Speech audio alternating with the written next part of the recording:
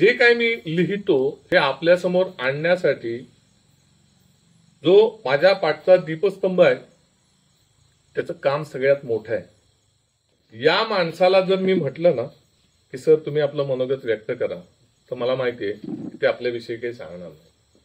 ते चपराक विषयी सांगतील, चपराकचा पुढचा पळ, पण तो आत्ताचा सांगतील। आणि तुमच्यासह मला सगळ्यांना जाणून घ्यायचंय की सुरुवात कशी झाली। 2002 पासून 23 वर्ष हा प्रवास असाच अखंडपणे, आणि तो सुद्धा जो सुरू आहे तो असाच टप्प्याटप्प्यानं यश शिखरावर जातोय। आपण जेव्हा पुस्तक घेतो, विकत घेतो, 200, 250, 300, 400 रुपयाचं पुस्तक असतं, परंतु प्रत्यक्षात आहे ना त्याच्या मागचे जे कष्ट आहेत ना ते मी 2014 साली एकदा केले। त्याच्यानंतर मी ठरवलं की या विषयाच्या नादाला लागायचं नाही। एकच आहे, कंटेंटला महत्व देणारा पुण्यामधला एकमेव चपराक प्रकाशनचा हा संपादक आहे।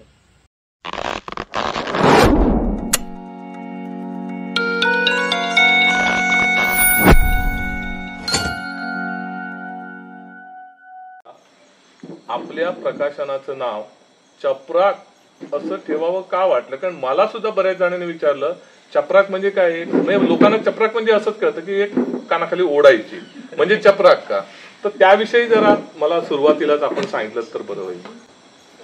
मराठवाड्यातून मी पुण्यात आलो तेव्हा माझं वय होतं 16 पूर्ण होऊन 17व्यात पदार्पण करत होतो।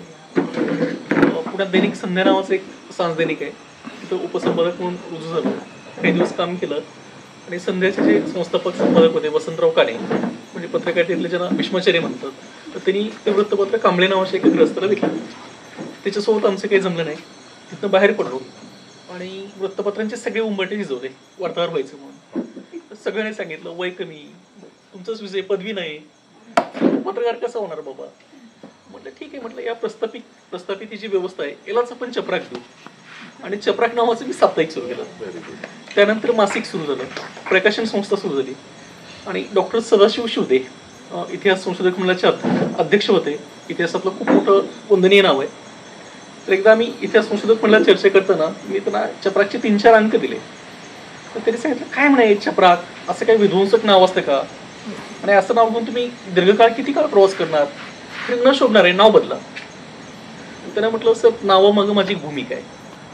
म्हटलं समाजातला सगळ्यात वाईट घटक कुठला, पुढारी, त्यासाठी तुम्ही लिखाण करता की नाही, या नावाचं वृत्तपत्र आहे की नाही। म्हटलं सामना, म्हटलं युद्धाचाच प्रसंग। म्हटलं पुस्तकं तुम्ही जे महत्वाची घेता, मेहता प्रकाशन, म्हटलं त्यांचं आडनाव आहे। किर्लोस्कर सारखं मासिक, ते त्यांचं आडनाव आहे। म्हटलं मी पाटील प्रकाशन करायचं का, चपराक मागं माझी भूमिका आहे, तुमच्यासारख्या लोकांनाच मला चपराक द्यायची। म्हटलं तुम्ही अंक वाचा, जर कंटेंटमध्ये कुठं कमी असेल तर सांगा, बाकी सल्ले देऊ नका। मग त्याने अगदी तिरस्काराने तो अंक घेतला, आणि रात्री 1:30-1:45 मला त्यांचा फोन आला। म्हणले माफ करा इतक्या रात्री फोन करतोय, पण म्हटले माझ्याकडे फार मोठी चूक झाली, तुमच्या बोलण्यानंतर मी अस्वस्थ झालो, हे अंक मी खूप काळजीपूर्वक वाचले, आणि चपराक हे फक्त तुमच्या संस्थेचं शीर्षक नाहीये, तर आई तुळजाभवानी दिलेला तुम्हाला आशीर्वाद आहे, आणि चपराक ही तुमच्या संस्थेची आद्याक्षर आहेत, चतुरस्त्र, परखड, रास्त आणि कर्तव्यदक्ष, आणि त्या भावनेतनं तुम्ही काम करताय, आणि तेव्हापासून आपल्या अध्यक्ष आहेत। परंतु तुम्ही जेव्हा घरातून निघाला तेव्हा तुम्हाला परवानगी मिळाली? घर सोडून पाहून आलो होतो। आणि तो जो प्रवास आहे घर सोडून आल्यानंतरचा, तो पहिला दिवस तुमचा कुठे झाला सुरू, मी किंवा तुम्ही कुठे थांबलात? सारस बागेच्या समोर फुटपाथवर राहायचो 8 दिवस पहिली। सकाळी स्वारगेटला जायचं, तर जे सुलभ शौचालय तिथं आवरायचं, आणि सगळ्या वृत्तपत्राचे उंबरटे झिजवायचे। इथून सुरुवात। मला पत्रकारच व्हायचं होतं, कारण गावाकडे तो उंबरसाठी लिखाण करायचो, वाचकपत्र यायची, लेख यायचे, कविता यायच्या। किल्लारी भूकंपग्रस्त भाग आहे, तिथे तो उंबराची माझी एजन्सी होती। 10 अंकापासून मी प्रवास सुरू केला होता, आणि रोजचे 900 अंक मी सायकलवर वाटप करायचो, इथपर्यंत वाढलं होतं। त्यामुळे ठरवलं होतं करिअर यातच करायचं। मी सर तुम्हाला गंमत वाटेल, मी जेव्हा शाळेमध्ये शिकायचो, आपल्या अभ्यासक्रमाची पुस्तकं असतात, आणि पहिल्या पानावर प्रकाशकाचं मनोगत असतं बालभारतीच्या, आणि खाली फक्त प्रकाशक लिहिलं असायचं। मी तर बसले की आपली फेदार सही करायचो, आणि गुरुजींचा मार्क काढलाय की स्वतःला काही प्रकाशक समजतं का, आणि सुदैवानं त्याच गुरुजींची पुस्तके मी प्रकाशित करतो। पुण्यात असं करत संध्यामध्ये गेलो, आणि तिथे वसंतराव काणेंनी पहिला ब्रेक दिला, तिथून कधी मागे वळून बघितलंच नाही। पण तुम्ही सुरुवातीला वार्ताहर म्हणूनच काम सुरू केलं? वार्ताहर म्हणून काम सुरू। मग वर्तमानपत्रातला तुमचा प्रवास किती वर्षांचा होता, आणि त्याच्यात तुम्ही कोणकोणत्या जबाबदाऱ्या पार पाडल्या, किंवा एखादा लेख लिहिला तसं लेख लिहिल्यानंतर काही संपादक माफी पण मागतात जाहीरपणे. असं कधीतरी तुम्ही लिहिलेला लेख संपादकांनी छापण्यास नकार दिला आणि मग तुम्ही तिथनं बाजूला झालात, असं काही तुमच्या आयुष्यात कधी घडलं? संध्यामधून बाहेर पडल्यानंतर स्वतःच प्रवास सुरू झाला. मी दैनिक सुरू केलं, साप्ताहिक केलं, मासिक केलं, सगळ्या आघाड्यावर काम केलं. केवळ चपराकवर लिखाणासंदर्भात आतापर्यंत 32 गुन्हे दाखल झाले. एकही केसमध्ये मी माघार नाही घेतला, खुलासा नाही छापला, कोर्टाला सामोरा गेलो आणि त्यातल्या बहुतेक केसेस जिंकलेले आहेत. गुड. एकही केस ते हरले. इतर महाराष्ट्रातल्या जवळपास 40 वृत्तपत्रासाठी मी स्तंभलेखन केलं. तुम्ही म्हणता तसं काही आक्षेप येतात. म्हणजे आता काही महत्वाची वृत्तपत्र आहेत, त्यातल्या आठवड्यात 3 लेख येतात. पुण्यनगरीला ऑल एडिशनला माझे दर आठवड्याचे 3 लेख असतात.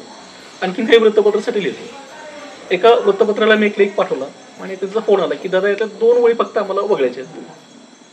म्हटलं नाही चालणार. फार तर म्हटलं मी तुम्हाला दुसरा लेख देईन, पण माझ्या लिखाणात काही बदल करायचे नाहीत, तो अधिकार तुम्हाला नाहीये. साधा विषय होता, शरद पवारांच्यावरचा लेख होता आणि मी लिहिलं होतं की महाराष्ट्राने कायम एक शरद चुकीचा निवडला आणि एक पवार चुकीचा निवडला. शरद पवारऐवजी उल्हास पवार निवडायला हवे होते आणि शरद पवारऐवजी शरद जोशी निवडायला हवे होते. तर ते एक वाक्य खटकलं, पण तो लेख पुन्हा एका महत्वाच्या वृत्तपत्राने जशाला तसं छापला. तर अशा अडचणी येत राहतात. त्यांचं म्हणणं असतं ज्या वृत्तपत्राने ते सांगितलं त्यावेळेला आमच्या 5,500 कर्मचाऱ्यांच्या पोटाचा विषय, तुमच्या 2 ओळीसाठी आम्ही यांच्यावर अन्याय नाही करू शकत आणि त्यांची भूमिका रासते. बरोबर आहे. हे जे तुम्ही सांगितलं त्यानंतर तुम्हाला चपराक काढावं असं वाटलं, पण आता तुम्ही म्हणाल तसं एखादं साप्ताहिक सुरू करायचं असेल, मासिक सुरू करायचं असेल किंवा प्रकाशन संस्था काढायची असेल तर मुख्य विषय असतो तो भांडवलाचा. ते तुमच्या पाठीमागं असं काही कुठचा उद्योजक तुम्ही त्या विषयातलेच नव्हतात की कुणाची तरी पाठराखण करेन, कुणासाठी तरी लेखन करेन, तर मग हे या सगळी गणित तुम्ही कशी काय जमवली? मगाशी म्हटल्याप्रमाणे विक्रीचा अनुभव होता. घरोघर वृत्तपत्र वाटपापासूनची सुरुवात आहे आणि स्वतःच्या लेखनाच्या ज्या क्षमता आहेत त्यावर पूर्ण विश्वास होता. मला माहिती होतं मला एकही चांगला लेखक नाही मिळाला, माझ्याकडे एकही वार्ताहर नाही टिकला, प्रोत्साहन मी स्वतः काढू शकतो आणि पुण्यासारख्या ठिकाणी किमान 5,000 रुपये स्वतः विकू शकतो आणि ते वाढत गेलं सुदैवानं. म्हणजे चपराकचा पहिला अंक जेव्हा आला 2002ला निळू फुलेंच्या हस्ते मी प्रकाशन केलं होतं. तर निळूभाऊनी मला विचारलं किती प्रती केल्यात तुम्ही? म्हटलं 5,000 प्रतींची आवृत्ती आहे, पहिली आवृत्ती 2002ला. ते म्हणलं अहो काय वेळ लागला का तुम्हाला? म्हणजे पहिली आवृत्ती 1,000 प्रतींची करायची, अंक खपला तर रिप्रिंट करायचा. म्हणजे तुम्ही गाळत जाल खूप, म्हणजे तुमचं वय कमी आहे. मी म्हणे ज्येष्ठत्वाच्या नात्यानं तुम्हाला सांगतो. मी त्याला सांगितलं भाऊ सांगूच नका. म्हटलं मला माहिती. म्हटलं समजा तुम्ही म्हणताय तसं माझा अंक विकला गेलाच नाही तर म्हणलं होऊन काय होईल? तसंही म्हटलं तुम्ही चित्रपटातनं पाटील बदनाम केलाय, तो म्हणले बायकावर दारूवर पैसे उडवतो. म्हटलं मी पुस्तकावर पैसे उडवतो, काय आक्षेप आहे का? त्या वाक्यानंतर निळूभाऊनी पहिली पंचवार्षिक वर्गणी भरली. चपराकची पहिली वर्गणी निळूभाऊंची. खूप छान. पण त्यावेळेला तुम्ही साप्ताहिक काढलं. पुस्तकाकडे जो तुमचा प्रवास सुरू झाला, साप्ताहिक ते पुस्तक प्रकाशन, हा प्रवास करण्यासाठीचा कालावधी किती होता आणि तुमचं प्रकाशित केलेलं पहिलं पुस्तक कोणाचं होतं आणि ते तुम्हाला का करावं असं वाटलं? 2002ला साप्ताहिक मी सुरू केलं आणि 2006ला प्रकाशन संस्था सुरू केली. जेव्हा साप्ताहिकामध्ये पुस्तकांचा आता स्तंभ होता, पुस्तक परीक्षण, तर खूप चांगली पुस्तकं आमच्याकडे यायची त्यासाठी. आणि अनेक लेखक सांगायचे की आम्ही लिहिले हो पण प्रकाशक छापतच नाहीत. मग अशी जसं तुम्ही अनुभव सांगितला की इतके पैसे द्या तेवढे पैसे द्या, पण लिहून त्याचा उपयोगच नाही होत. मग ते अस्वस्थ व्हायचो की यस माझ्यासारखं लिहिणारा अजून कुणीतरी आहे आणि त्याला व्यासपीठ नाही मिळत, मला करायचं काय? सुरुवातीला आम्ही मग स्पर्धा परीक्षांची पुस्तकं सुरू केली. तर मला पैसे प्रचंड मिळायचे. म्हणजे 2006ला एका पुस्तकात मी 3-4 लाख रुपये कमवायचे. पण म्हटलं यात विचार नाहीये, ललित साहित्य नाहीये, आपण चुकीच्या दिशेने जातोय, पैसा खूप कमवू पण निर्मितीचं समाधान नाही. आमच्याकडे शिवराज सनस, जो आता पुणे आकाशवाणीला सहसंपादक आहे, शिवराजचे मोठे बंधू उमेश सनस, त्यांनी शिवप्रताप नावाची कादंबरी लिहिली होती. छापील 424 पाना. ते काही शिवचरित्र नाहीये, फक्त प्रतापगडाचं युद्ध एवढा एकच विषय होता आणि त्या विषयावर त्यांनी कादंबरी लिहिली होती. सगळ्या प्रकाशकांनी असंच टोलवलं आणि होणार नाही म्हणून सांगितलं. मला शिवराजने सांगितलं की दादा म्हणे एकदा वाचून बघाल का प्रकाशक नकार का देत आहे, तेवढं कारण जरी आम्हाला मिळालं तरी पुरेसं आहे. म्हणजे ठीक आहे बघतो. मध्ये काही दिवस गेले, 3-4 महिने वेगवेगळ्या व्यापात होतो. त्याने सांगितलं माझ्या भावाला काहीतरी सांगावं लागेल, म्हणजे एखादं दुसरं वाक्य सांगून म्हणे कादंबरी रिजेक्ट करा. म्हणजे ठीक आहे, मी ती कादंबरी वाचायला घेतली आणि अक्षरशः रात्र कधी सरली मला कळलंच नाही. म्हणजे अक्षर रडत होतो मी की ढसा की काय लिहिलं या माणसाने, म्हणजे फक्त प्रतापगडाच्या युद्धावर इतकं कसं लिहिता येईल. मी त्यांना फोन केला, म्हणलं सनस सर तुमची कादंबरी मी प्रकाशित करतोय, महिनाभरात तुमच्या हातात पुस्तक असेल. आता कादंबरी करायची भांडवल त्यावेळी काहीच नव्हतं आणि इतिहासासारखा विषय. मग तुम्हाला खोटं वाटायला आमच्या बावधीनमध्येच एक राजेंद्र बांदल नावाचे ग्रस्त आहेत, त्यांच्याकडनं 10% व्याजाने मी पैसे घेतले त्या पहिल्या पुस्तकासाठी. ती कादंबरी प्रकाशित केली. आता प्रकाशित केल्यानंतर महत्वाचा भाग असतो त्याचं वितरण आणि मार्केटिंग. कारण जर इतकी गुंतवणूक केली वाचकापर्यंत पोहोचलंच नाही तर उपयोग नाही होत. सकाळला तेव्हा रविवार पूर्णचे जे संपादक होते ते माझे मित्र होते. मी त्यांना विनंती केली की मला मार्केटिंगला काही मदत कराल का. त्याने सांगितलं ठीक आहे. त्यातलं एक प्रकरण आपण म्हटले रविवारच्या पूर्ण छापू. त्यांनी सप्तरंगमध्ये त्या कादंबरीतलं एक प्रकरण छापलं. माझं दुर्दैव असं त्यांनी जे प्रकरण छापलं त्यात रामदास स्वामींचे उल्लेख होते. आणि तेव्हा संभाजी ब्रिगेड नावाची एक संस्था महाराष्ट्रभर त्यांचं प्रचंड आंदोलन होतं आणि या नावालाच त्यांचा विरोध होता. तर त्यांनी सांगितलं ह्या कादंबरीच्या सगळ्या प्रती आम्ही जळून टाकू. ऑफिसला येऊन त्यांनी गोंधळ घातला आणि सांगितलं ही कादंबरी आम्ही बाजारात जाऊ देणार नाही. म्हटलं आता करायचं काय, आपण तर व्याजानं पैसे घेऊन कादंबरी केली. या कंटेंटवर माझा पूर्ण विश्वास आहे आणि एकही शब्द तिने चुकीचा नाही लिहिला. पुस्तक तर बाजारात जायला हवं. सणासणा फोन केला. म्हटलं सर म्हटलं ते वाईल असत. म्हटलं या कादंबरीचा आपण प्रकाशन सोहळा घेऊ. विरोध होतोय, तुम्ही ठाम आहात का. ते म्हणजे तुम्ही प्रकाशक ठाम आहात ना. म्हटले माझ्या बाजूने मी ठाम आहे, मी काही घाबरणार नाही. म्हटलं मग कुणाच्या हस्ते प्रकाशन करायचं. ते म्हणले शिवाजी महाराजांचा विषय आहे. तर म्हटले पुण्याचे महापौर येतील का. म्हटलं महापौर काय घेऊन बसलाय. म्हटलं एखादा मोठा नेता सांगा. जर राजकीय नेता हवाय तर म्हटलं मोठा नेता सांगा. मग ते म्हणले आर पाटील येतील का. म्हटलं का पवार साहेब नाही का चालणार. हो म्हणजे काय म्हणजे चेष्टा करताय. पवार साहेब आमचे सगळ्यांचे आदर्श आहेत पण त्यांच्यापर्यंत पोहोचणार कसं. म्हटलं मी बघतो. मी पवार साहेबांकडे गेलो. त्यांना सांगितलं की साहेब म्हटलं असा एक विषय आणि तुमच्या हस्ते या कादंबरीचं प्रकाशन व्हावं अशी माझी इच्छा आहे. ते म्हटले मीच का. एकच प्रश्न होता त्यांचा की मीच का, माझ्या हस्ते का करायचं. त्यांना म्हटलं कृष्णाजी भास्कर कुलकर्णीचा उल्लेख आहे. ते सांगितलं त्यांनी बेल वाजवली. पियाला बोलवलं. ते म्हटलं यांना वेळ द्या आणि कार्यक्रम फायनल करा. तिने आम्हाला वेळ दिला होता 1 एप्रिल 2006. मग त्याच्या आम्ही निमंत्रण पत्रिका वाटल्या.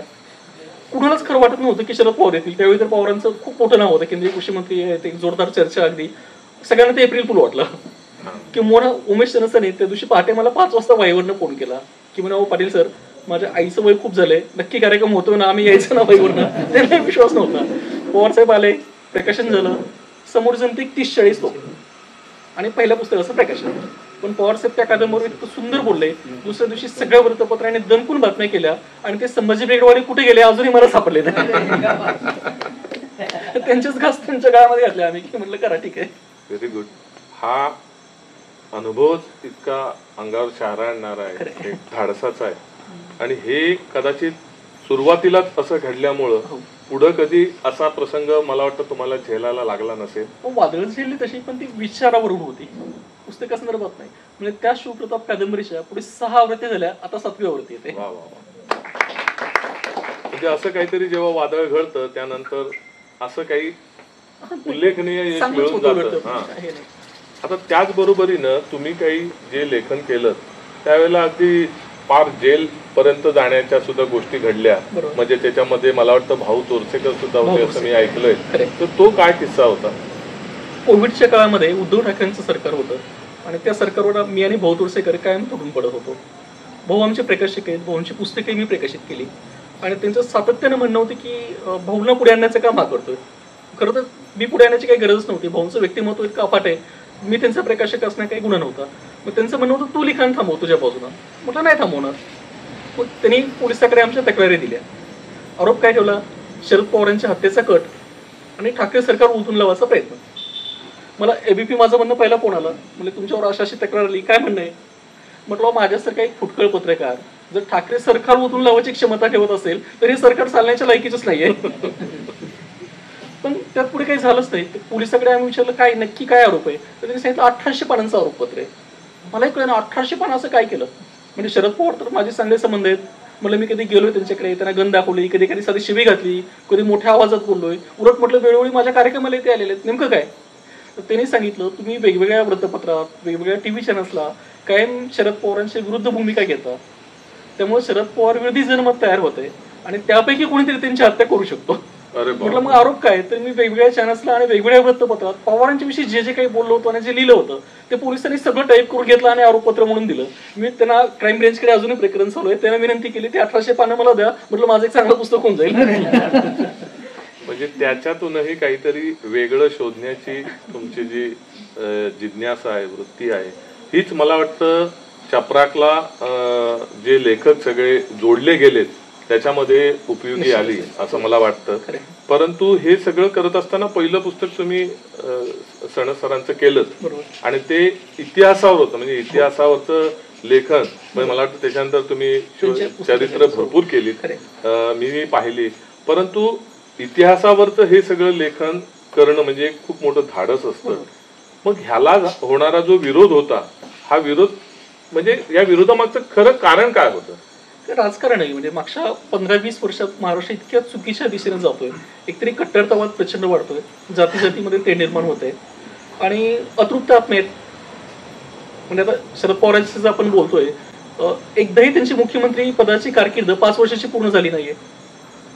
एकदाही त्यांचा स्वतंत्रपणे मुख्यमंत्री सत्तेवर बसलेला नाहीये. 10 जून 1999 राष्ट्रवादी काँग्रेसची स्थापना झाली. आता 2 गट झाले, हा भाग वेगळा, पण अजूनही राष्ट्रवादी काँग्रेसचा मुख्यमंत्री झाला नाही.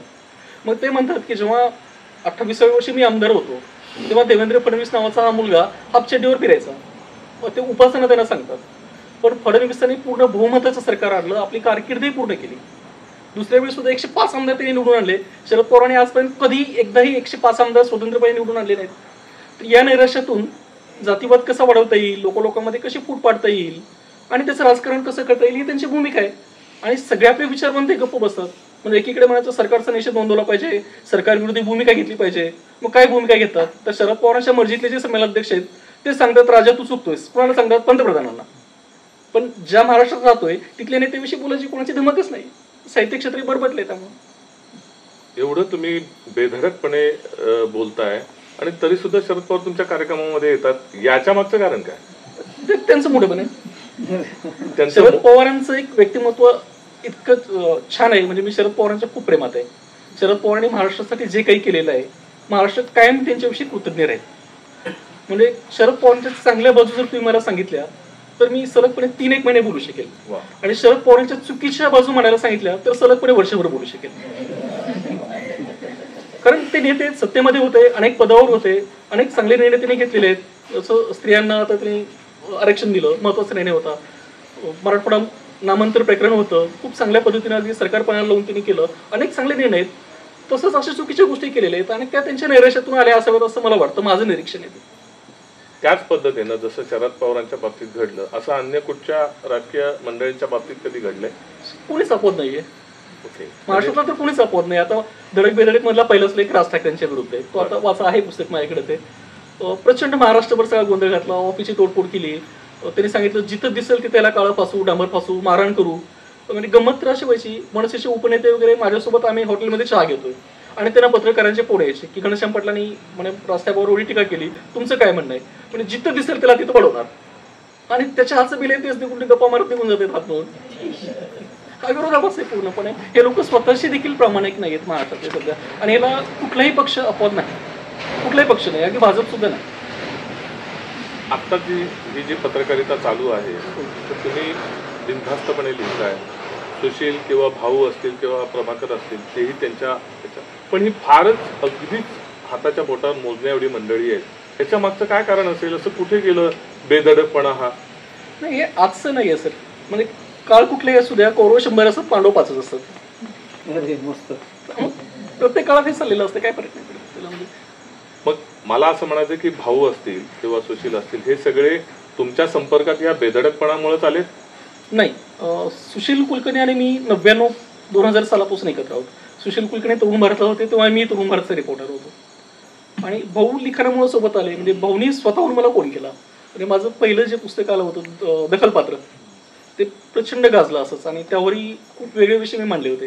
त्यातला एक लेख होता सुप्रिया सुळेंच्या विषयी. त्याचं शीर्षक होतं भांडकुदळ अप्रिया. म्हटलं जी कायम सगळ्याशी भांडत असते ती सुप्रिया कशी? म्हटलं ही अप्रियाच. आणि तिने पुन्हा कुणाची स्वतःहून भांडणं काढली त्याविषयीचा लेख होता. त्यावर प्रतिक्रिया देण्यासाठी भाऊनी फोन केला आणि पुढे ते माझ्या प्रेमातच पडले. मी त्यांच्या प्रेमात पडलो. Very good. आणि मला आपल्यामुळेच भाऊंच्या हस्ते पुस्तक प्रकाशन करण्याची संधी मिळाली, खूप चांगली गोष्ट आहे. पण जेव्हा सरांचं पुस्तक झालं त्यानंतर तुमचा पुस्तक प्रकाशनाचा सुरू झालेला प्रवास असा मध्ये कधी खंडित झाला होता किंवा मध्ये एकदम ऊर्जित अवस्थेत आला, कधी थांबला, असं कधी झालं? अशा कुठच्या अडचणी आल्या? सुरुवातीला फक्त पुस्तकाचं प्रमाण कमी असायचं. म्हणजे वर्षभरात आमची 5 पुस्तकं आली, 10 पुस्तकं आली, पण येणारं साहित्याचा ओघ मात्र प्रचंड होता. म्हणजे आत्ता माझ्याकडे जवळपास 1,500 संहिता पडून आहेत की ज्यावर आम्हाला निर्णय घ्यायचा आहे. म्हणजे महाराष्ट्रात लिहिणारे इतके, पण त्या ताकदीने लिहिणारे, चांगले लिहिणारे किती हा प्रश्न जर बघितला तर मग खूप नैराश्य येतं की ते काही खरं नाहीये.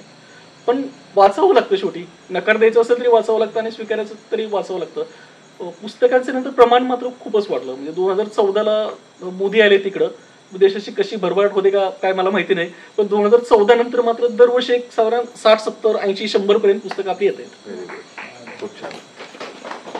मला असं कळलंय की चपराक जे प्रस्थापित लेखक आहेत, ज्यांचं नाव झालंय, यांना नव्हे तर ज्यांच्याकडे लिखाणाची ताकद आहे, ज्यांच्या लेखनामध्ये काहीतरी कंटेंट आहे, वेगळे विषय आहेत, यांनाच नेहमी संधी देतं. बरोबर. आणि अशी संधी देत असताना अशाच एका कॉलेजवयीन तरुणाची एक काहीतरी कादंबरी प्रकाशित करायची होती आणि त्याला काहीतरी 25 प्रकाशकांनी नाकारलं होतं. 41 प्रकाशकांनी नाकारलं. आणि ती 42वी सुद्धा तो तुमच्याकडे देऊन गेला, ती सुद्धा स्वीकारली जाणार नाही याच अपेक्षेनं देऊन गेला होता. तर तो एक किस्सा खूप चांगला आहे, तो आम्हाला सगळ्यांना ऐकायला आवडेल. बार्शीचा सागर कळसाईत नावाचा मुलगा आहे. पुण्यातून त्यांनी MBA केलं. मराठवाडा मित्रमंडळात तो शिकायचा. तो काही लेखक नाहीये खरं, आता काही लिहितो तो थोडंफार, पण तो मुळात लेखक नाहीये. कॉलेजमध्ये 2 गट होते. 2 गटात प्रचंड खुन्नस, मुलीवरनं मारामाऱ्या, दारूच्या पार्ट्या, असं सगळं काही चालायचं. एक मझर आणि दुसरा अमित. आणि दोघांपेक्षा आपण दोन्ही बलाढ्य कोण ही चुरस तर कायमच असायची. तर एकदा झालं असं की त्यांचा कॉलेजचा एक कार्यक्रम होता आणि त्या कार्यक्रमात त्यांना काही सहभाग घ्यायचा होता. तर या सगळ्यांनी तो अझर जो आहे म्हणजे विरुद्ध पार्टीचा, तरी महाभारतातलं भीमाचं पात्र साकारलं होतं. कारण तो दिसाला गोरा, पान, हट्टाकट्टा. आणि यांच्या ग्रुपमध्ये अमित, तर अमितला सगळ्यांनी आग्रह केला की त्याची जिरवायची ना तर तू शिवाजी महाराज साकारायचे. मग आता शिवाजी महाराज साकारायला तो काही तयार नव्हता. त्याला दाढी वगैरे चांगली, दिसाला तो छान होता, पण त्याचं ते धाडच नव्हतं. सगळ्यांनी खूप विनंती केली, तो काय ऐकायला तयार नाही. तेव्हा सागरने त्याला सांगितलं की अम्या, एक शब्द म्हणे आज तू मला द्यायचा, तू शिवाजी महाराज साकारायचे. त्याबद्दल तू दिलेला एक शब्द माझ्याकडे उधार राहील. तू जर सांगितलं की स्वतःला संपव तर मी आत्महत्याही करेन. तुझ्यासाठी एक काम मी करेन, पण आज तू शिवाजी महाराज साकारायला हवे. मग तो तयार झाला. त्याने शिवाजी महाराजची भूमिका खूप चांगल्या पद्धतीने पार पाडली आणि त्यांना त्यात दुसऱ्या पार्टीवर मात मिळवता आली. खूप छान कार्यक्रम झाला तो. आणि मध्ये काही दिवस गेले, त्यातला ज्ञानेश्वर शिंदे नावाचं एक आहेत, म्हणजे सगळी पात्र ओरिजिनल आहेत पुस्तकातली. ज्ञानेश्वर शिंदे, सागर कळसाईत आणि अमित हे फर्ग्युसन कॉलेजच्या रस्त्याने रात्रीच्या उशिरा एक पार्टी संपून येत होते. आणि डेक्कनच्या तिथं तिने बघितलं की एक मुलगा गाडीवरनं पडलेला आहे रक्ताच्या थारोळ्यात आणि त्याला शुद्ध पण नाहीये. मग त्यांनी काय करावं, त्यांना घेतलं, अक्षरशः स्वतःच्या गाडीवर ठेवलं, जवळच्या हॉस्पिटलमध्ये भरती केलं. तिघांनी जे काय असेल ते पैसे दिले. तो कोण काय काहीच माहिती नव्हतं. डॉक्टरांना विनंती केली की तो रस्त्यावर पडला होता, पोलीस जे काही करतील ते करतील, त्यांना कळवा, पण आधी याच्यावर उपचार सुरू करा. त्याच्यावर वेळेत उपचार सुरू झाले. दुसऱ्या दिवशी तो शुद्धीत आला. शुद्धीत आल्यानंतर त्याच्या नातेवाईकांना बोलवलं. तर नेमकं यांच्या विरुद्ध पार्टीचा जो अझर होता त्याचा हा सक्का भाऊ होता. मग त्या दोघांमधलं वैशिष्ट्य संपलं आणि दोन्ही ग्रुप एकत्र आले. त्यांची 3 वर्ष पूर्ण झाली कॉलेजची आणि सगळे गेटच्या बाहेर बसले आणि चर्चा चालली होती की आता पुढे काय करायचं. तर हा सागर प्रचंड अस्वस्थ होता. तो म्हटला आपण MBA केलंय, सगळेजण चांगल्या चांगल्या कंपन्यात जॉब करू, बिझनेस करू, आणखीन काय असेल, कोणी संसारात अडकेल, मुलं बाळ होतील आणि आपल्या मैत्रीचा ग्रुप संपेल, काय करता येईल. मग त्या अमितने त्याला सांगितलं, सागर तुम्हाला शब्द दिला होता, एक शब्द आता पाळायची वेळ आलेली आहे. आपण तू म्हणतोस ते खरं आहे. आता सगळेजण आपण 1 वर्ष 2 वर्ष व्हॉट्सअपच्या ग्रुपला कदाचित एकत्र असू, पण ही मैत्री शेवटपर्यंत नाही टिकणार. ही मैत्री टिकेल असं काहीतरी कर, म्हणजे तुझा शब्द पूर्ण होईल. आणि त्यानंतर त्याला कळत नव्हतं की आपण काय करायचं, कसे मित्र सगळे एकत्र राहू शकतील. आणि मध्येच त्याला क्लिक झालं की यस, 3 वर्ष जे काही आपण कॉलेज लाईफ जगलो ते सगळं लिहून काढायचं. आणि त्यांचे सगळे ओरिजिनल अनुभव त्याने लिहून काढले. ती जवळपास 2800 पानं झाली होती लिहिलेली. नंतर एडिट करत करत तो 550 पानावर आला होता. आणि सगळ्या प्रकाशकांनी सांगितलं, तू साधा एक लेख नाही लिहिला, आतापर्यंत एकही पुस्तक नाही, 4 वयचा अनुभव नाही आणि एकदम एवढी मोठी कादंबरी कशाला करतो. त्यामुळे सगळ्यांनी ती कादंबरी नाकारली होती, कुणी करायला तयार नव्हतं. मी ती वाचताना बघितलं की याच्यात प्रचंड थ्रिल आहे आणि माझं कॉलेज लाईफ त्यामध्ये मला दिसतंय. म्हटलं जोरात चालेल, प्रत्येकाची भावना ही असेल, कुठल्याही वयोगटातला माणूस असेल तरी त्याला हे आपलंसं वाटेल. ती कादंबरी केली, त्याच्या आता 8 आवृत्त्या झाल्यात आणि त्यावर चित्रपट येतोय. कादंबरीचं नाव काय? College gate. ज्या वेळेला हे कॉलेज गेट आपण केलं आणि सागर कळसाईतला एक नाव मिळालं, नंतर माझ्या वाचनामध्ये एक तुमचं पुस्तक आलं होतं की इस्लाम खतरे में है. आता इस्लाम खतरे में है हे वाक्य म्हणजे कुठेतरी त्या हैदराबादला हा बोललाय बरोबर, ओबीसी. ओवेसी अशाच पद्धतीनं म्हटलं हे एवढं धाडस आणि हे पुस्तक काय आहे, काय विषय आहे तो, म्हणजे एवढं मोठं बेधडक नाव आहे ते की ते नाव बघितल्यानंतर सुद्धा असं वाटतं की अरे काय लिहिलं असेल ह्याच्यामध्ये. तर नक्की आतमधली कथा जर तुम्ही तुमच्या पद्धतीने उलगडून सांगितलं तर हे नाव तुम्हाला कसं द्यावंसं वाटलं, कारण मला ते प्रचंड भावलं स्वतःला.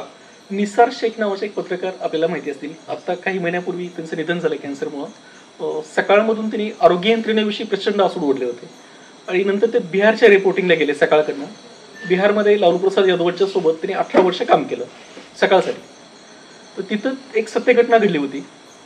विषय असा होता की एका मुस्लिम युवकाला पोलिसांनी ताब्यात घेतलं आणि त्याच्यावर काही गंभीर आरोप केले की तू बॉम्बस्फोट घडवलाय, खून केलाय, अशा आरोप करून त्याला आत टाकलं, जे खरं नव्हतं. केस चालली आणि त्याला जन्मठेपेची शिक्षा झाली.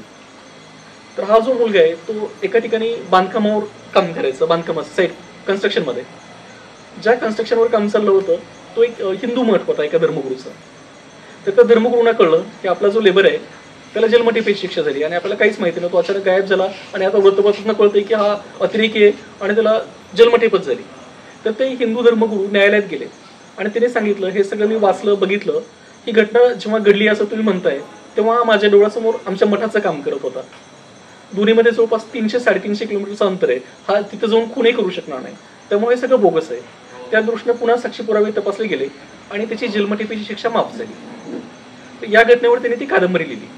ती कादंबरी 2009ला त्यांनी लिहून तयार झाली. ते पुण्यात आले, अनेक प्रकाशकांना दाखवलं, पण त्यांनी सांगितलं धार्मिकते निर्माण होईल त्यामुळे आम्ही कादंबरी करणार नाही. आणि त्यात पुन्हा निसार शेख नावाच्या माणसाने लिहिली तर मुळीच नाही. हरीश केंची नावाचे एक ज्येष्ठ पत्रकार आहेत, त्यांचा मला फोन आला की घनश्याम म्हणे असं आहे, निसार माझा वर्गमित्र आहे, त्याच्यासाठी तू काय करू शकशील का. म्हटलं संयुक्त द्या, वाचून म्हटलं मी कळवतो. ती कादंबरी आम्ही प्रकाशित केली. त्यातलं जे ते पात्र आहे त्या पात्राचं नाव इस्लाम आहे. इस्लामी धर्माविषयी कादंबरी नाहीये. अनेकांचा नावावरून तो गैरसमज होतो आणि मुखपृष्ठावर आम्ही त्यांची ती टोपी आणि अर्धचंद्र दाखवला होता, त्यामुळे मुस्लिम समाजाविषयी वाटतं.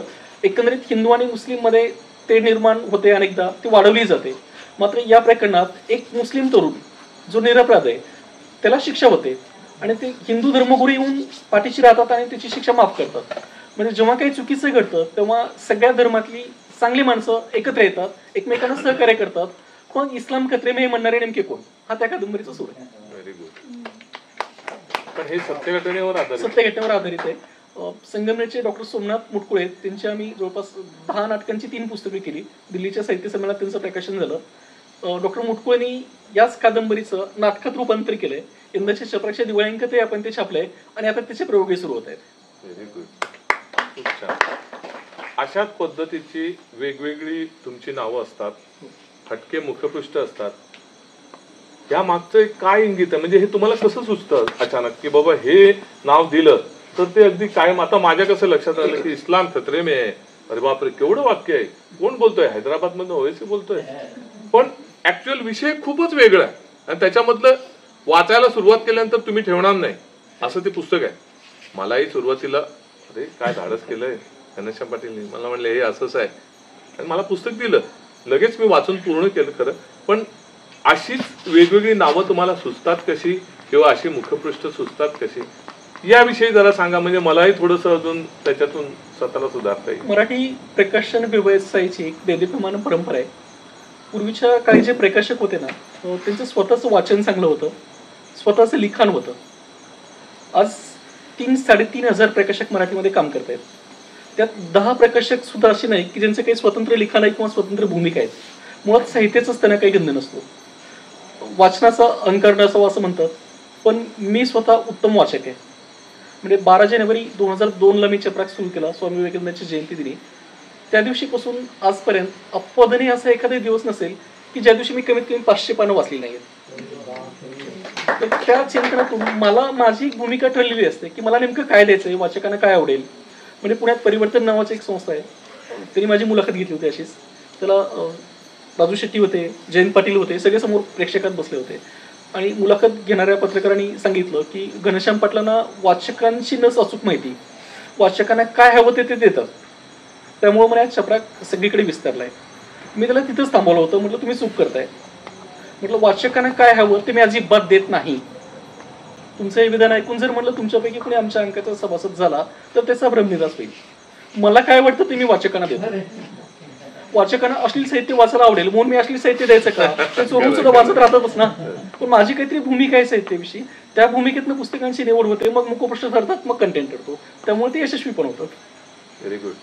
पण ह्याच सगळ्या प्रवासात असे नामवंत लेखक तुमच्याकडे नामवंत झाले चपराकडे येऊन. पण सुरुवातीला अशा नवोदित मंडळींना जसं की मी सुद्धा यांना संधी देताना तुम्ही हे आर्थिक गणिताचं बजेट कसं काय बसवलं किंवा बसवता?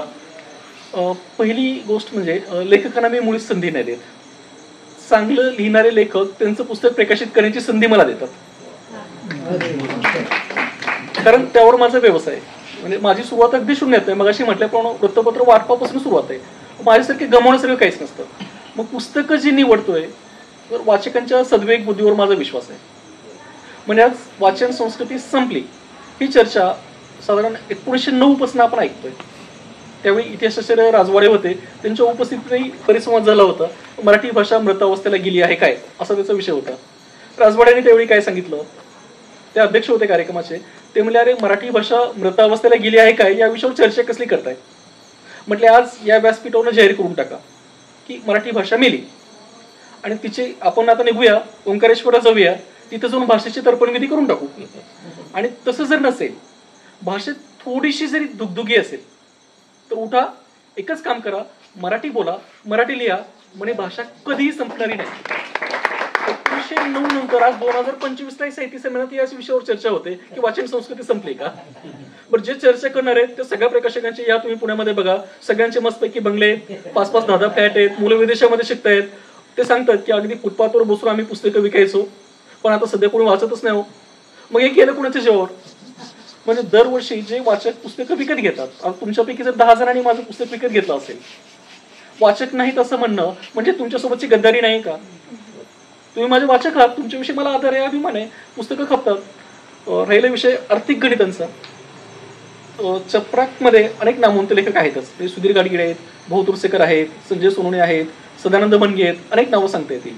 मात्र सागर कळसे सारखे अनेक लेखक आहेत की ज्यांनी कुठे 4 ओळी सुद्धा कधी लिहिल्या नाहीत आणि त्यांची पुस्तकं खूप चांगली चालली, त्यावर चित्रपट येत आहेत, अभ्यासक्रमाला लागलेली आहेत, साहित्य अकादमी पुरस्कार मिळाला आपल्या पुस्तकाला, इथपर्यंत सगळी पुस्तकं पोहोचली. तर वाचकांचं एक नेटवर्क आम्ही चांगलं तयार केलंय आणि चांगली पुस्तकं खपतात, मराठी माणूस कदरू नये हे महाराष्ट्राने आम्हाला सातत्यानं दाखवून दिलं. जेव्हा साहित्य संमेलन महाराष्ट्र सोडून दुसरीकडे होतं त्यावेळेला नेहमीच वाद होतात. बरोबर. महाराष्ट्रात सुद्धा कुठे घ्यायचं ह्याच्यावर नाही, वादानच साहित्य संमेलनाला सुरुवात होते. आधी अध्यक्षपदाच्या निवडीवरून, नंतर ठिकाणावरून. तसं ज्या वेळेला पंजाबमध्ये घुमांद साहित्य संमेलन घ्यायचं ठरलं तेव्हा तुमच्या सगळ्या साहित्य प्रकाशन संस्थेच्या संघटनेनं बहिष्कार घातला. त्यावेळेला तुमचं वाक्य एक होतं असं, काय वाक्य होतं, घुमांचा तुमचा अनुभव काय होता हे जरा सगळ्यांना सांगितलं तर आनंद होईल. ते बघा, वाद आणि वितंडवाद हे साहित्य संमेलनाची परंपरा आहे. म्हणजे त्या काळी सुद्धा आगरकरांनी सांगितलं होतं वादाला का भीता, त्यांचा लेख होता. साहित्य संमेलनात वाद व्हायलाच हवेत या मताचं नाही. वादाशिवाय साहित्य संमेलन कसलं? चांगल्या प्रश्नावरून वाद तर व्हायलाच हवे. पण वाद ज्या कारणासाठी होतात ती कारणं चुकीची आहेत. म्हणजे आता जेवणाचा मेनू कुठला असावा याच्यावरून वाद होतात. साहित्य संमेलनामध्ये कुणाला किती मानधन द्यायचं याच्यावरून वाद होतात. साहित्य संमेलनात कुणाला संधी द्यायची, परिसंवादात कोण असेल, निमंत्रिताच्या कवी संमेलनात कोण असेल, याच्यावरून वाद होतात. हे वाद चुकीचेच आहेत. गेल्या 20-1 वर्षाचा जर आढावा घेतला, अरुणा ढेरे, सदानंद मोरे असे 1-2 नावं जर सोडली तर संमेलनाध्यक्ष पदाची पूर्णपणे रायच गेलेली आहे. म्हणजे 19 उंचीचे संमेलनाध्यक्ष होते, पर्वतासारखी माणसं आणि अगदी खोट्या टेकड्या पण नाहीयेत, छोटेसे अगदी ढीक पण नाहीयेत, अशी अवस्था आहे. संमेलनाध्यक्षांना मुळात काही महत्वच राहिलं नाही. घुमांचं जेव्हा संमेलन झालं तेव्हा प्रकाशक परिषदेने त्यावर बहिष्कार टाकला होता. त्यांचं म्हणणं असं होतं, मराठी भागात साहित्य संमेलन होत असल्यामुळं पुस्तकांची विक्री होणार नाही, त्यामुळे आम्ही त्यात सहभाग घेणार नाही म्हणून त्यांनी बहिष्कार घातला. माझं म्हणणं होतं, हे अखिल भारतीय मराठी साहित्य संमेलन आहे, महाराष्ट्र साहित्य संमेलन नाही. त्यामुळे भारतात कुठेही साहित्य संमेलन उद्यात आपण जाऊया. इतकंच काय, आफ्रिकेच्या जंगलात जरी तुम्ही अखिल भारतीय साहित्य संमेलन घेतलं तरी म्हटलं मी जाणार. का जाणार? कारण माझे गुरु आहेत आचार्य यात्रे. आचार्यात्र्यांनी काय सांगितलं होतं, वृत्तपत्र हा धंदा आहे आणि पत्रकारिता हा धर्म आहे. एक वेळ तुम्ही धंद्याचा धर्म केला तरी चालेल, मात्र धर्माचा धंदा कधी करू नका. आणि त्याच भूमिकेतनं तो बहिष्कार आम्ही कोणून काढला. नंतर काही प्रकाशक काही गुमानला आले. विनोद तावडे तेव्हा सांस्कृतिक मंत्री होते, त्यांनी त्याचं खूप कौतुक केलं. सगळ्या वृत्तपत्रांनी, टीव्ही चॅनलनी त्या बातम्या उचलून धरल्या. पुस्तकं तिथं खपणार नाहीत असं सगळ्यांचं म्हणणं होतं. संजय नार हे त्याचे आयोजक होते त्या साहित्य संमेलनाचे, सरहद्द संस्थेचे. आणि पुण्यातून स्वतंत्र रेल्वे 3 रेल्वे गेले होते, एक पुण्यातून, एक मुंबईहून आणि एक नागपूरहून. तर पुण्यातनं जी रेल्वे गेली होती त्यात एक डबा, पूर्ण अखंड डबा फक्त चपराकनी पुस्तकाने भरलेला होता. मला सगळ्यांनी वेळात कळलं, ही पुस्तकं खपतील का. म्हटलं पुन्हा तेच, म्हटलं मी साहित्यातला पाटील आहे, खपली नाही तर मला फुकट वाटेल, पण एकही पुस्तक मी परत नाही आणणार. सुदैवानं त्यातलं एकही पुस्तक आम्हाला भेट द्यावं लागलं नाही. संपूर्ण पुस्तकं आमची विकली. आणि मराठी ग्रंथ व्यवहाराच्या इतिहासात पहिल्यांदा असं झालं, इंडियन एक्सप्रेसनी माझी पूर्ण पान मुलाखत छापली त्या प्रकारे. या सगळ्या प्रवासामध्ये आता त्यांनी सांगितलं की माझं वाचन एवढं आहे, त्याचं साक्षीदार मी आहे. आम्ही संगमनेरला साहित्य संमेलनाला गेलो होतो. सरांनी ज्यांचं पुस्तक प्रकाशित केलं त्यानं आग्रह केल्यामुळे आम्ही त्याच्याच घरी राहायला होतो. अंमळनेरला संगमनेरला सरांच्या इथून आम्ही पुढे गेलो. आणि अंमळनेरला ज्या दिवशी साहित्य संमेलनाचा दिवस सुरू होणार होता तो रविवार होता. म्हणजे तो माझा रविवार, माझा लेख माझ्या वाचकांपर्यंत गेला पाहिजे म्हणून मी असा विचार केला, हे लोक उठायच्या आधी आपण 3 वाजता उठूया आणि लेख टाकूया. म्हणून मी 3 वाजता उठलो तर हा माणूस वाचन करत होता. म्हणजे मी साक्षीदार आहे म्हणून तुम्हाला सांगितलं की त्यांच्या वाचनातली ते 500 म्हणाले, आम्ही 50 वाचली तरी आम्ही स्वतःला धन्य समजू की या माणसाचं ताकदीचं वाचन आहे. गेल्या वर्षी असंच परत एकदा साहित्य संमेलन महाराष्ट्राबाहेर झालं, दिल्लीला झालं आणि सरांच्या संजय नहारनीच केलं. मला असं वाटतं की त्यावेळेला तुम्ही काहीतरी पुस्तकांची एक अशी म्हणतात ना की रांगच लावली होती. तर हे सगळं 38 पुस्तकं या माणसानं दिल्लीच्या साहित्य संमेलनात एकट्या चपराकनं प्रकाशित केली आहेत. 38 पुस्तकं. आणि हा प्रवास 2 महिन्यातला आहे. तर या 2 महिन्याच्या कालावधीत आणि दिल्लीच्या साहित्य संमेलनाच्या विक्री हा सगळा जो अनुभव आहे हा थोडासा तुम्ही जरा उलगडून सांगितलं. कारण हे रात्र झोपत नव्हते या पुस्तकांच्या शेवटी तर त्यांना बसता येत नव्हतं, त्यामुळे 2-3 पुस्तकं राहिली. म्हणजे हा जो काही हे प्रचंड प्रेम आहे, प्रचंड काम आहे. आणि एवढा सगळा 38 पुस्तकांचा डोलारा जो एकही चूक न ठेवता वाचकांच्या समोर ठेवायचा आहे, कसं काय एवढ्या कमी वेळात तुम्ही ठेवू शकलात. म्हणजे आम्हाला काही ना काहीतरी त्याच्यातून घेता येईल.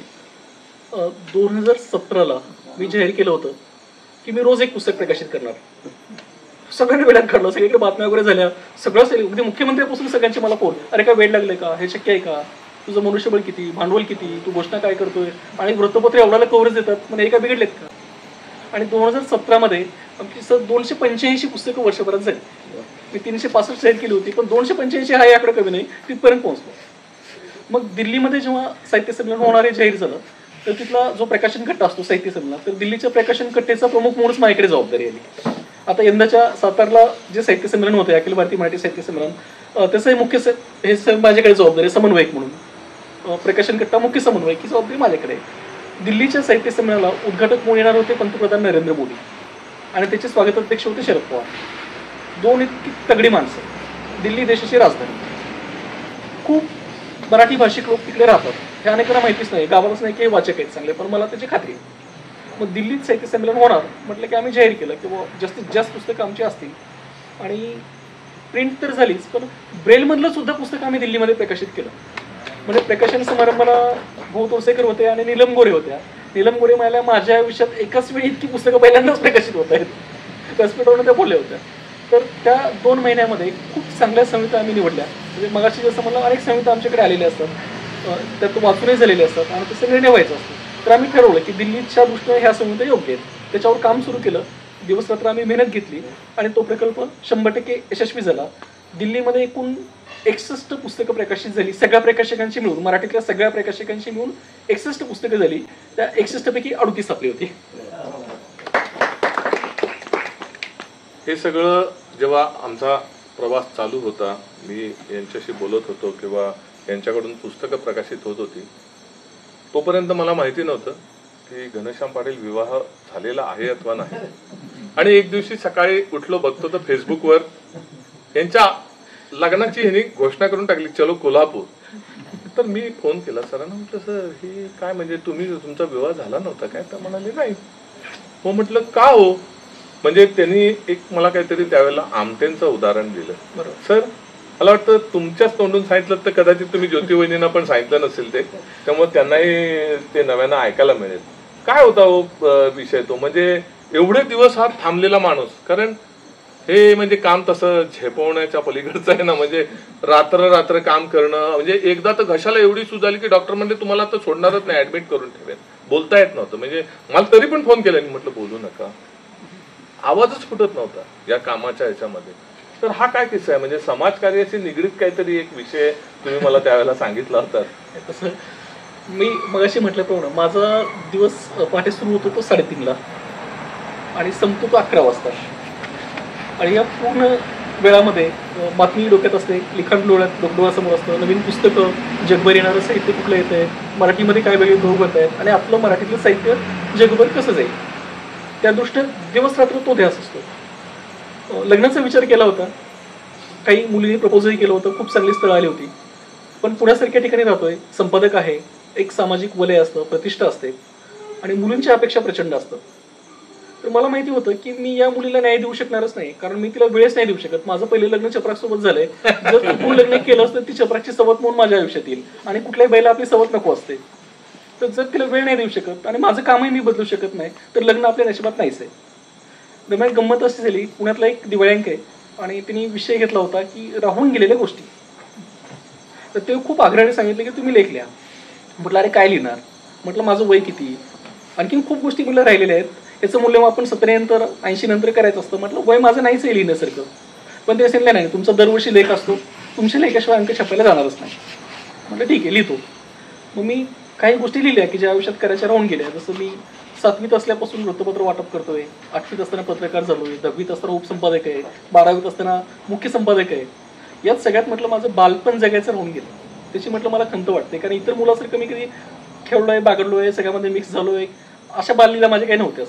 म्हणजे 10वीला असताना पहिला गुन्हा माझ्यावर नोंद झाला लिखाणासंदर्भात किल्लरीमध्ये, तेव्हापासून सगळं हेच बघतोय.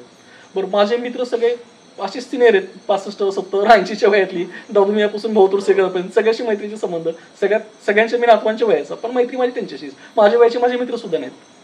आणि त्यातच मी एक वाक्य लिहिलं होतं की म्हटलं बाबा आमटे म्हटलं आज आपल्याकडे आजूबाजूला अनेक तयार होती, पण त्यांची साधना व्हायला कोणीच तयार नाही, तशी मुलगी मिळाली नाही. त्यामुळे या धावपळीत म्हटलं लग्न करायचं आणि सांसारिक स्वप्न बघायचं राहून गेलं.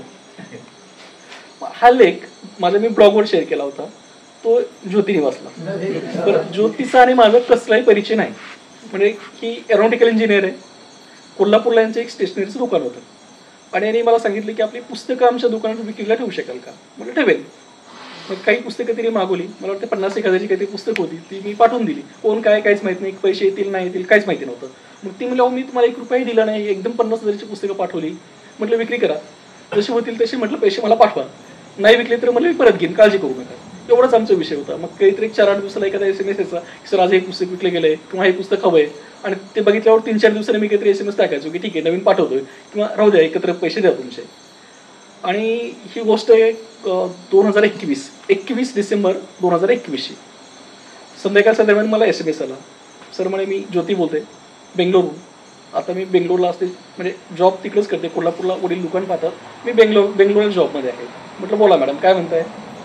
तर त्यांनी सांगितलं कालच म्हणे माझ्या घरी माझ्या लग्नावरून भांडणं झाली. माझ्यासाठी खूप स्थळं आली, पण घरी आल्यानंतर दिवसभर काम करून घरी आल्यानंतर मनाला समाधान वाटेल असा कर्तबगार मुलगा माझ्या नजरेसमोर नाही आहे. त्यामुळे मी सांगितलं होतं मी लग्न करणारच नाही. आणि आत्ता मी हा तुमचा लेख वाचला. लेख वाचल्यानंतर मी ठरवलं लग्न केलं तर तुमच्याशीच, नाहीतर काय मग अविवाहित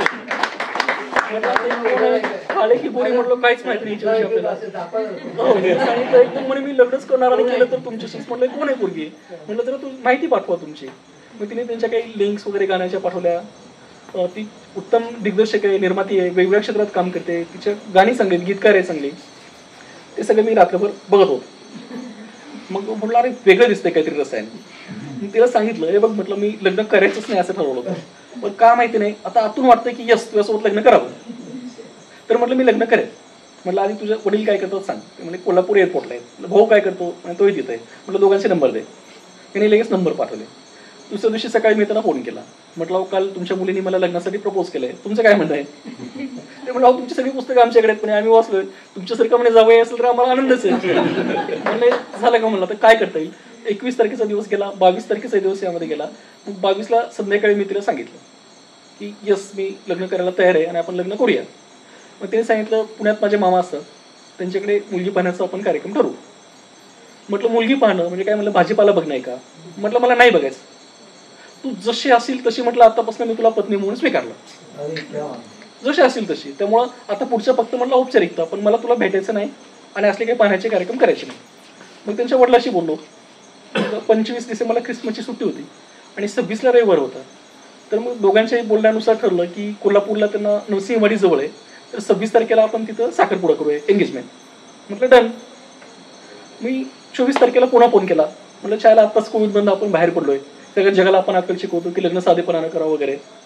तर म्हटलं आपण लग्नच का करू नये, कशाला साखरपुड्याला वेळ घालवायचा. ते म्हणजे उद्या ख्रिसमसची सुट्टी, काहीच तयारी करता येणार नाही. म्हटलं काय तयारी करायची, तू जाऊन मला एक साडी घे, माझा ड्रेस मी घेतो. म्हटलं तुझा हात मी काही बघितलं नाही तर मग मला अंदाज नाही, माझी अंगठी मला मी घेतो, तुझी अंगठी तू घे, एवढी औपचारिकता आहे. आणि म्हटलं आपण लग्नच करू. आणि तुम्हाला गंमत वाटेल, माझ्या ऑफिसमधले एक 8-10 लोक, घरातले एक 10-12 लोक, अशा आम्ही इथनं नरसिंहवाडीला गेलो.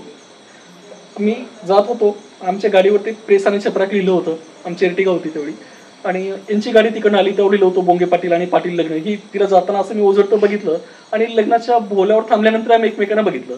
तोपर्यंत आमची एकमेकांची आर्थिक परिस्थिती माहिती नाही, शिक्षण माहिती नाही, जात माहिती नाही, कमवतो किती माहिती नाही, माझं स्वतःचं घर आहे की नाही हे पण तिला काहीच माहिती नव्हतं. एवढं सांगितलं होतं माझं पहिलं लग्न चपराक सोबत झालंय, चपराकची सोबत म्हणून आयुष्यात यावं लागेल आणि मी वेळ देत नाही ही तक्रार म्हटलं मला आयुष्यात कधीच चालणार नाही. मग तिने पण चांगला मार्ग काढला. ते सगळं सोडून दिलं, पूर्ण वेळ माझ्यासोबतच जॉईन झाली. 24 तासात ऑनलाईन आमचं काम पाहते, वेळ नाही हा विषयच आमच्यामध्ये. चपराक मध्ये ज्योतिबहिणींची एंट्री झाल्यानंतर खरं तर त्या एरोनॉटिक्स इंजिनियर आहेत. आता तुम्ही सांगतात मलाही आताच कळलं, कारण असं आमचं कधी, आम्ही खूप वेळ एकत्र होतो तरी पण असं कधी आमचं बोलणं झालं नाही जसं तुमचं आणि विवाहाचं झालं नाही तसं. तर हा एकदम वेगळा सगळा प्रवास असताना कसा काय त्यांनी स्वीकारला आणि आज त्यांनी चपराकला या सगळ्या ऑनलाईन आणि या सगळ्या माध्यमात एका वेगळ्या उंचीवर नेलंय.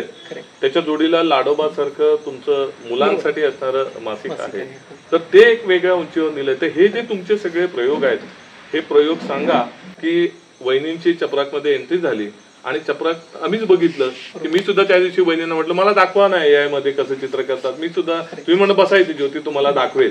तर त्यांची एंट्री झाल्यानंतर एरोनॉटिक्स इंजिनियर हे सगळं काम करतोय म्हणजे हा सुद्धा एक मोठा बदल आहे. आणि त्यांनी घेतलेलं शिक्षण आणि आता त्या करतायत ते काम, आणि चपराक एक वेगळ्या पद्धतीनं डिजिटल माध्यमात खूपच एका उंचीवर गेलाय. तर तो सगळा प्रवास आम्हाला उलगडून सांगा आणि मग आपण थांबूया. अनेक जण मला विचारतात की लेखक होण्यासाठी काय केलं पाहिजे. मला साधा विषय असतो की जो चांगला विचार करतो तो चांगलं लिहू शकतो. तसं जो कोणी संवेदनशील आहे आणि चांगला विचार करतो तो माझ्या कामात ऍडजस्ट होतो. ती मुळात आधी कवयित्री आहे, गीतकार आहे. एरोनॉटिकल इंजिनियर ही तिची खूप उशिराची ओळख आहे. सगळं महाविद्यालयीन शिक्षण पूर्ण करून पुन्हा आणखी वेगळी पदवी घेणं आणि त्यात यश मिळवणं आणि एका वेगळ्या फील्डमध्ये काम करणं. पण ती 7वी-8वीत असल्यापासून कवितेवर प्रेम करते, कविता लिहिते, असा मन धागा होता. चपराकमध्ये ती आली. सुरुवातीला मी इतर काही तिला जबाबदाऱ्या दिल्या. मराठी माझ्या अगदी जिव्हाळ्याचा आवडीचा विषय आणि मी बघितलं की मराठी, हिंदी, इंग्रजी आणि कन्नड या सगळ्या भाषावर तिचं प्रभुत्व आहे. ते इतक्या टोकाचं आहे, यंदाचा आपला 372 पानाचा संपूर्ण अंक तिने इंग्रजीमध्ये एकटीनं अनुवादित केलाय. वा वा.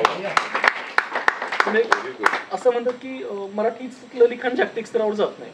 इतर भाषेतलं सगळं साहित्य आपण मराठीमध्ये आणतोय, अनुवादित पुस्तकं जोरात खपतायत, पण मराठीतली पुस्तकं बाहेर किती जात आहेत तर त्याचं प्रमाण खूपच कमी आहे. आणि दिवाळी अंकाच्या परंपरेतला हा पहिला प्रयोग झाला की आमच्या अंकामध्ये प्रिंट, ऑडिओ, ई-बुक आणि संपूर्ण अंकाचा इंग्रजी अनुवाद हे सगळं केवळ 400 रुपयात आम्ही पॅकेज एकत्र दिलंय. त्याला प्रचंड प्रतिसाद मिळाला. त्यामुळे ती संवेदनशील आहे, लेखिका आहे. चपराकमध्ये आली. आणि ऑनलाईन प्रयोग आमचे आणखी वेगळ्या पद्धतीने करायचे ठरले. म्हणजे 2002ला जेव्हा मी चपराक सुरू केला तेव्हापासून सर आपली वेबसाईट आहे. तेव्हा महत्वाच्या वृत्तपत्रांच्या वेबसाईट नव्हत्या. म्हणजे ऑनलाईनकडे माझं खूप काळजीपूर्वक लक्ष असतं, कारण जगभर पोहोचण्याचं एका क्लिकवर ते महत्वाचं माध्यम आहे. आणि ती आल्यानंतर त्याबाबत मी पूर्णपणे निश्चिंत झालो, कारण त्यातलं तिचं ज्ञान आहे. जसं आता तिची कथा ऐकल्यानंतर लगेच तिने सांगितलं की मी आज अधिकृत अनाऊन्स करते की आता लाडोबाची अभिवाचक असेल. तर हा निर्णय माझा नाही, तिचा आहे. का तर त्यातलं तिला तेवढं कळतं. फक्त तिला पूर्ण अधिकार दिले, त्या अधिकाराचा तिने खूप चांगला उपयोग केला आणि त्यामुळे मराठीतलं साहित्य आज जगभर पोहोचतंय. आणि हा भाग मला वाटतं खूप महत्वाचा आहे आणि तेवढं पुरेसं आहे. वहिनी, तुमचं याच्यासाठी खास आम्ही टाळा वाजून अभिनंदन करतो की ही खूप मोठी गोष्ट आहे की इंग्रजी अनुवाद करणं 372 पानाचं, व आम्हाला पण मदत घ्यायला लागते. आता आमचं तर इंग्रजी, वडील इंग्रजी शिक्षक असून कठीण आहे. म्हणजे ते तिकडे गुगलवर टाकायचं आणि इकडे लगेच ट्रान्सलेट करून ते बघायचं. तुम्ही 372 पानांची सुद्धा अशा माणसासमोर की हे हवंय, उद्याला हवंय, हे परवाला हे अशा ह्याच्यात केलं, खरंच तुमच्यासाठी पुन्हा एकदा आम्ही टाळा वाजवतो. आपण सगळ्यांनी मगाचपासून खूप संयमानं हे सगळं शांतपणे अगदी सरांच्या बरोबर कनेक्ट होऊन ऐकलं, यासाठी मी आपल्या सगळ्यांना धन्यवाद देतो.